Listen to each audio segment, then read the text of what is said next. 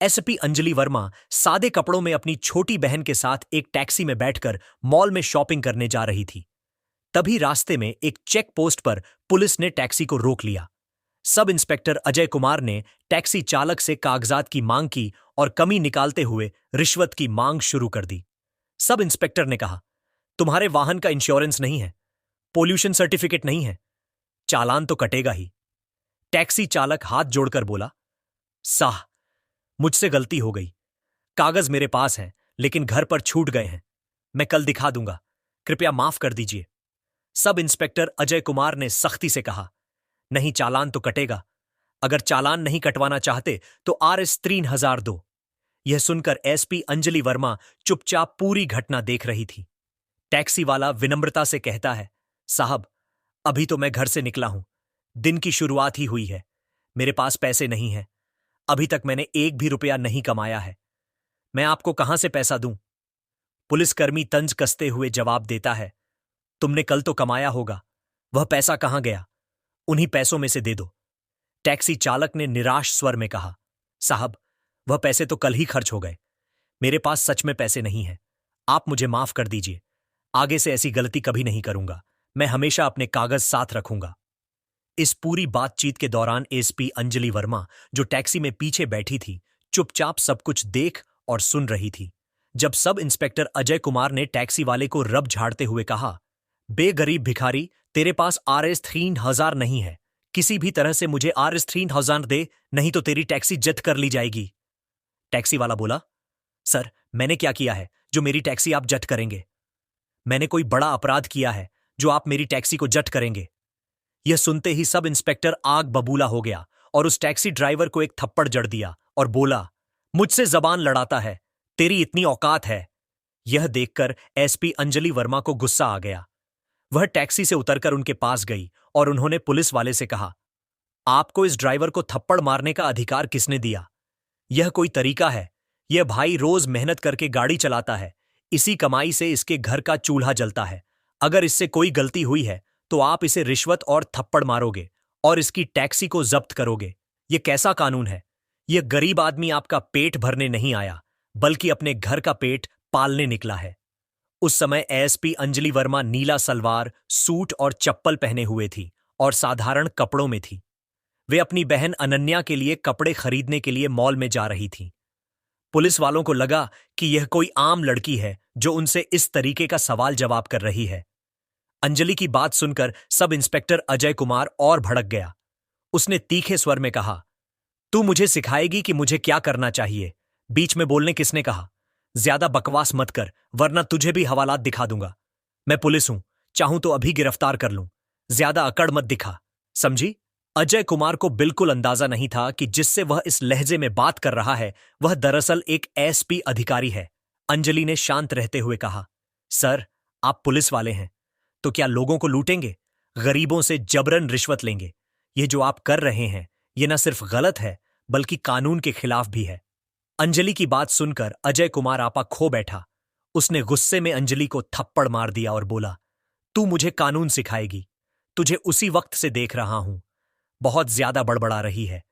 तुझे लगता है कि तुझे मुझसे ज्यादा कानून आता है। ज्यादा गुस्सा मत दिला, वरना तुझे और तेरी बहन अनन्या दोनों को जेल में सड़ा दूंगा। जल्दी टैक्सी लेकर भागो यहां से। टैक्सी चालक यह सब देखकर डर के मारे चुप था। वहीं अंजलि ने अपने गुस्से को काबू में रखा। वह जानबूझकर अपनी पहचान उजागर नहीं कर रही थी, क्योंकि वह देखना चाहती थी कि सब इंस्पेक्टर अजय कुमार कितनी हद तक गिर सकता है। फिर वह टैक्सी पर बैठी।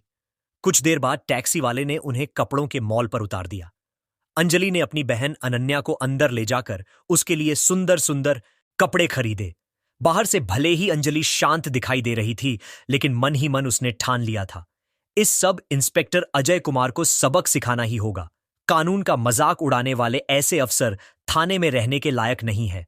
मॉल से लौटने के बाद अंजलि ने सोच लिया कि क्यों न थाने जाकर यह पता लगाया जाए कि वहां का माहौल कैसा है। आखिर अजय कुमार वहीं काम करता है और अगर पूरा थाना ही भ्रष्टाचार में डूबा हुआ है तो सिस्टम को अंदर से साफ करना जरूरी है। अगले दिन सुबह अंजलि ने अपनी असली पहचान छिपाते हुए एक आम लड़की का रूप धारण किया। उसने हरे रंग का सलवार सूट पहना और सीधे थाने पहुंच गई। थाने में प्रवेश करते ही उसकी नजर सामने की कुर्सी पर बैठे इंस्पेक्टर राज शर्मा पर पड़ी। वह आराम से पंखा झलते हुए मोबाइल पर बात कर रहा था। अंजलि सीधी उसके पास गई और बोली, सर, मुझे एक रिपोर्ट लिखवानी है। अंजलि कुछ और कहती, इससे पहले ही राज शर्मा ने उसे बीच में टोक दिया। किसकी रिपोर्ट लिखवानी है? तुझे पता नहीं यहां रिपोर्ट लिखवाने की फीस और ऐस 5,000 लगती है। पैसे लाई है क्या? अगर पैसे हैं तो बोल, वरना फौरन दफा हो जा। यह सुनकर अंजलि की आंखें गुस्से से लाल हो गईं। वह हैरान थी कि इस थाने में खुलेआम भ्रष्टाचार हो रहा है और जिले की एसपी अधिकारी होने के बावजूद उसे अब तक इसकी भनक तक नहीं लगी। अंजलि ने गहरी सांस ली और सख्त स्वर में कहा, सर, आप मुझसे रिश्वत क्यों मांग रहे हैं? रिपोर्ट लिखवाने के लिए कोई शुल्क नहीं लगता। यह जो आप कर रहे हैं न सिर्फ गलत है बल्कि कानून के खिलाफ भी है। यह सुनकर राज शर्मा भड़क उठा और बोला, क्या कहा तूने? मैं गलत कर रहा हूं? तुझे मुझसे ज्यादा कानून आता है क्या? ज्यादा बकवास मत कर, वरना अभी तुझे अंदर डाल दूंगा। अंजलि समझ चुकी थी कि यह इंस्पेक्टर भी उसी रास्ते पर है जिस रास्ते पर अजय कुमार था। उन्होंने शांत रहते हुए पूछा, आपके थाने का सब इंस्पेक्टर अजय कुमार कहां है? राज शर्मा झल्लाकर बोला, क्यों, तुझे उससे क्या काम है? मुझसे सवाल मत कर, खुद जाकर बात कर ले। अंजलि ने फिर कहा, सर, रिपोर्ट लिखिए, वरना मैं आपके खिलाफ एक्शन लूंगी। आप मुझे नहीं जानते कि मैं कौन हूं। यह सुनकर राज जोर से हंसा और बोला, तू मुझे धमका रही है? तुझे देखकर तो लगता है या तो तू भिखारी है या कूड़ा कचरा उठाने वाली या फिर किसी घर में झाड़ू पोछा करने वाली होगी। यहां रिपोर्ट नहीं लिखी जाएगी। अब निकल जा, वरना धक्के मारकर बाहर फेंकवा दूंगा। अंजलि ने खुद को कंट्रोल किया। वह समझ गई थी कि यह सब के सब उसी पानी से नहलाए हुए हैं जिस पानी से सब इंस्पेक्टर अजय कुमार नहलाया है, और उन्होंने मन ही मन ठान लिया कि इन्हें मजा चखाना ही पड़ेगा। लेकिन पहले मुझे इनकी पूरी करतूतों को देखना चाहिए। फिर वह थाने से बाहर निकलकर थोड़ी देर सोचती रही। फिर अपना मोबाइल निकाला और अपने अधिकारी, डीएसपी और एसीपी को फोन कर दिया कि इस थाने में मैं मौजूद हूं। आप लोग मेरी गाड़ी लेकर आओ। इतना कहकर वह दोबारा थाने में प्रवेश किया। जैसे ही राज ने उसे देखा, वह गरजते हुए बोला, यह लड़की फिर से आ गई। तुझे समझ में नहीं आता। चल, तुझे सबक सिखाता हूं। अब तो लगता है तुझे जेल में डालना ही पड़ेगा। राज शर्मा ने गुस्से से कहा। अंजलि ने बिना घबराए धीमी मगर स्पष्ट आवाज में जवाब दिया, सर, मुझे सिर्फ रिपोर्ट लिखवानी है। आप रिपोर्ट दर्ज कीजिए। अगर आप ही जनता के साथ ऐसा बर्ताव करेंगे तो हम न्याय की उम्मीद किससे करेंगे? मगर शर्मा फिर वहीं रट दोहराने लगा, मैंने कहा, न रिपोर्ट लिखवानी है तो RS 5,000 निकालो। बिना पैसे यहां कुछ नहीं होगा। बार बार परेशान मत कर, वरना धक्के मारकर बाहर फेंक दूंगा। अंजलि मन ही मन सोच रही थी, कितने नीचे गिर चुके हैं ये लोग। इन्हें इतना भी नहीं मालूम कि किसी महिला से कैसे बात की जाती है। वह हल्की मुस्कान के साथ बोली, देखिए सर, आप रिश्वत क्यों मांग रहे हैं? कानून में कहीं नहीं लिखा कि रिपोर्ट दर्ज करने के लिए जनता से पैसे लिए जाएं। आप साफ साफ कानून तोड़ रहे हैं। अगर आपने रिपोर्ट दर्ज नहीं की तो मैं आपके खिलाफ सख्त कार्रवाई करूंगी। आप खुद को बड़ा अधिकारी समझते हैं, लेकिन आपको अंदाजा भी नहीं कि आपके साथ आगे क्या होने वाला है। यह सुनकर राज शर्मा बुरी तरह तिलमिला गया। उसने 2 सिपाहियों को इशारा करते हुए आदेश दिया, इस लड़की को बाहर निकालो और सबक सिखाओ। ये ऐसे नहीं जाएगी। दोनों सिपाही अंजलि की ओर बढ़े ही थे, हाथ पकड़ने को, कि तभी थाने के दरवाजे से कड़क आवाज गूंजी, रुको। सबकी नजरें दरवाजे की तरफ घूम गईं और वहां खड़े लोगों को देखकर सभी दंग रह गए। अंदर आ चुके थे एसीपी और डीएसपी अफसरों, दल जो एसपी अंजलि को बुलाने आया था। उनके पीछे कुछ और वरिष्ठ पुलिस अधिकारी भी थे। उनमें से एक ने गुस्से में राज शर्मा पर नजर डालते हुए कहा, बेहूदे इंस्पेक्टर, ये क्या कर रहे हो? तुम्हारी अभी इसी वक्त वर्दी उतर जाएगी और जिंदगी भर जेल में सड़ोगे। ये सुनते ही राज शर्मा के हाथ पांव कांपने लगे, माथे से पसीना टपकने लगा। हकलाते हुए उसने सफाई देनी चाहिए, साहब ये लड़की। लेकिन इससे पहले कि वह बात पूरी करता, अंजलि आगे बढ़ी। उसका चेहरा अब और भी तेज और दृढ़ लग रहा था। वह गूंजती आवाज में बोली, चुप रहो शर्मा। मैं सिर्फ लड़की नहीं, मैं जिले की एसपी हूं और मैंने अपनी आंखों से देख लिया है कि यहां आम जनता के साथ कैसा व्यवहार किया जाता है। तुम्हें लगता है कि यह थाना तुम्हारी निजी जागीर है। अब समझ आएगा असली कानून क्या होता है। थाने का माहौल बदल चुका था। सिपाही एक दूसरे का मुंह देखने लगे। जिन दो सिपाहियों ने अभी अभी अंजलि को पकड़ने की कोशिश की थी, वे डर के मारे पीछे हट गए।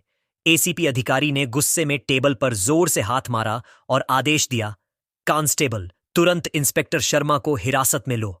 अभी इसी वक्त एक क्षण की भी देरी बर्दाश्त नहीं होगी, वरना अंजाम तुम जानते हो। पूरा थाना सन्नाटे में डूब गया।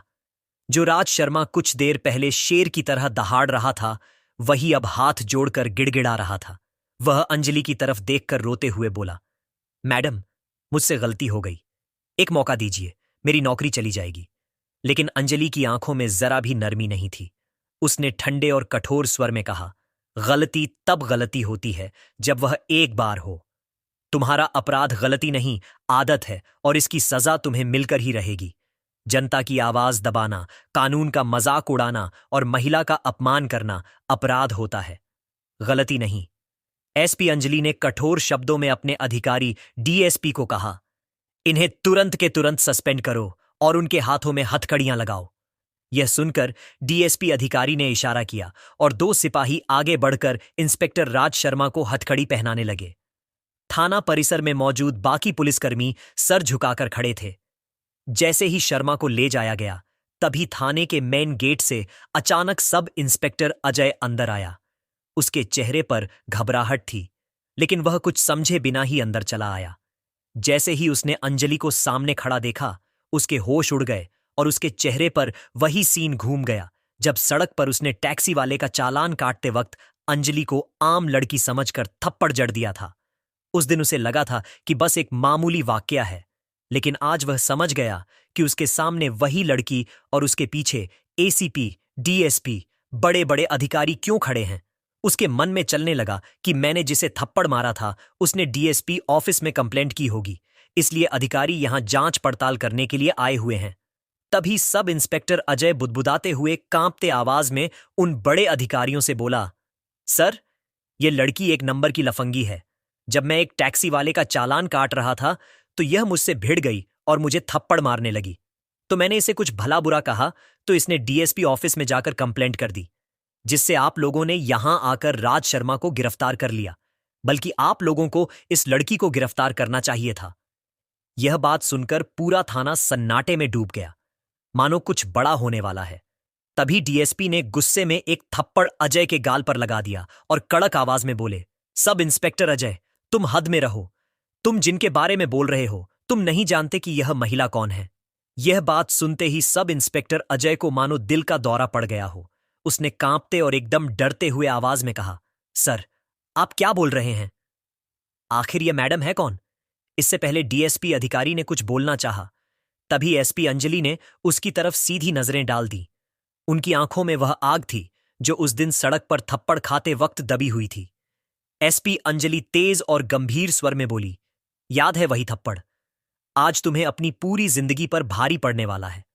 सब इंस्पेक्टर अजय, उस दिन तुमने सोचा होगा कि एक आम लड़की को नीचा दिखाकर तुम जीत गए, लेकिन असलियत यह है कि उस थप्पड़ ने मेरी आत्मा को नहीं, बल्कि तुम्हारे पूरे सिस्टम की गंदगी को उजागर कर दिया। तुमने सिर्फ मुझे नहीं मारा था, बल्कि उस जनता की आवाज को मारा था जो तुमसे न्याय की उम्मीद करती है। थाने के भीतर ऐसा सन्नाटा पसर गया मानो किसी ने सबकी आवाज छीन ली हो।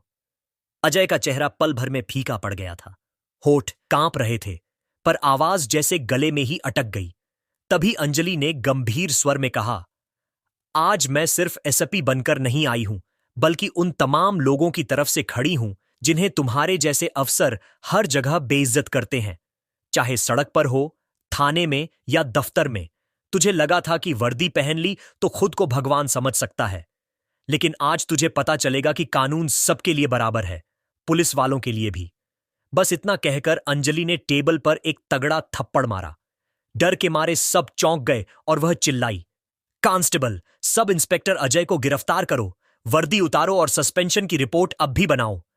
डीएसपी ने बिना